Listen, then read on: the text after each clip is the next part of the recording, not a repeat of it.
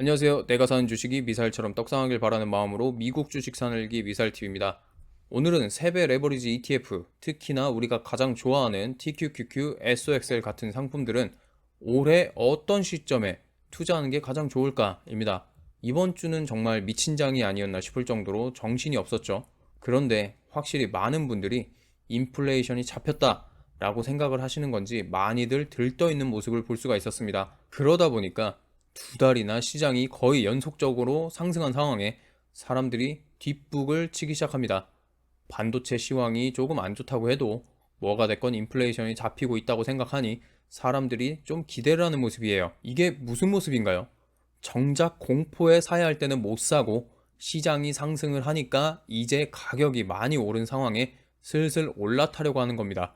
지금이 무릎에서 사서 어깨에서 팔라는 말 중에 무릎이라고 생각하는 거죠. 사실상 사람이라는 동물 자체가 보고 싶은 것만 보고 믿고 싶은 것만 집중적으로 믿다 보니 객관적이지 못하게 되는 부분이 있잖아요.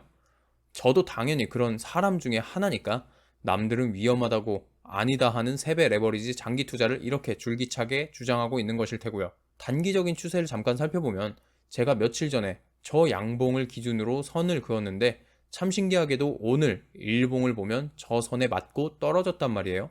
여기를 뚫어주면 더 좋을 테고 아니면 잠깐 하락을 할 듯 싶은데 아무리 여기서 선을 긋고 분석을 하건 나발이건 이런저런 호재나 악재가 나오면 다 쓸모가 없죠. 그리고 무엇보다 Fear and Greed 인덱스를 봐도 벌써 공포 구간을 벗어나서 중간이 되었습니다. 이제 이런 걸 또 반증하는 게 뭐냐면요. 약 두 달 정도 시장이 상승해졌다고 벌써부터 B2가 늘어났다고 합니다. 얼마 전까지만 해도 2030들 B2하고 영끌에서 투자하는 게 잘못됐다 이런 기사가 쏟아져 나왔었는데 조금 시장이 상승해졌다고 또 B2를 하면서 영끌을 해서 가자를 외치고 있는 거예요. 이런 걸 보면 또 시장은 곧 하락하겠구나 싶습니다. 저와 비슷한 생각을 하시는 분들이 계시는 건지 크게 하락을 맞았고 두 달 정도 또 상승을 해줬으니 이제 개미를 털 때가 된 것 같다고 생각하시는 분들이 좀 있는 것 같아요. 그런데 그 다음 생각이 저와 많이 다릅니다.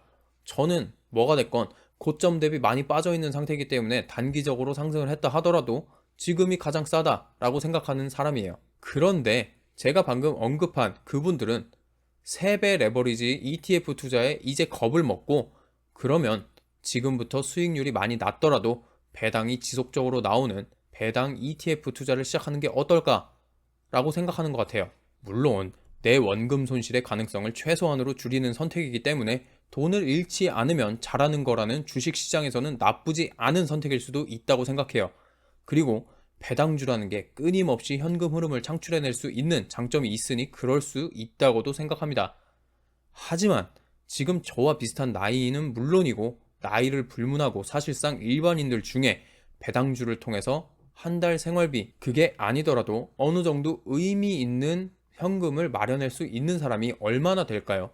그리고 주식 투자라는 것 자체가 리스크를 감수하고 수익을 생각하면서 투자를 하는 것인데 주가가 너무 많이 하락해서 배당주에 집중 투자하려고 한다는 말 자체가 모순이 되지 않나 싶습니다. 그리고 배당주의 경우에는 많은 분들이 이미 설명을 하셨겠지만 사실상 젊은 투자자일수록 굳이 배당주의 비중을 크게 가져갈 필요가 있을까요? 저는 사실 나중에 제가 TQQQ와 SOXL의 자산 가치가 50억 정도가 되면 그때는 매도를 어느 정도 한 이후에 약 10억에서 15억 정도 되는 자산을 월배당주, 지금으로 따지면 JPI에 넣어놓을 생각입니다. 제가 예전에 대충 계산을 해봤는데 원천징수의 세금에 뭘 다 떼고 보수적으로 생각을 해도 월 4,500달러 정도가 나왔습니다. 1년이면 사회초년생들 연봉보다 더 높은 정도예요. 물론 큰 금액이지만 내가 투자한 돈 대비 적은 건 사실이죠. 그러니까 10억을 투자해서 월 300에서 700 정도 받을 수 있는 건 좋지만 배당주의 특성상 주가의 움직임이 적기 때문에 사실상 가치적으로 봤을 때는 굉장히 미미합니다.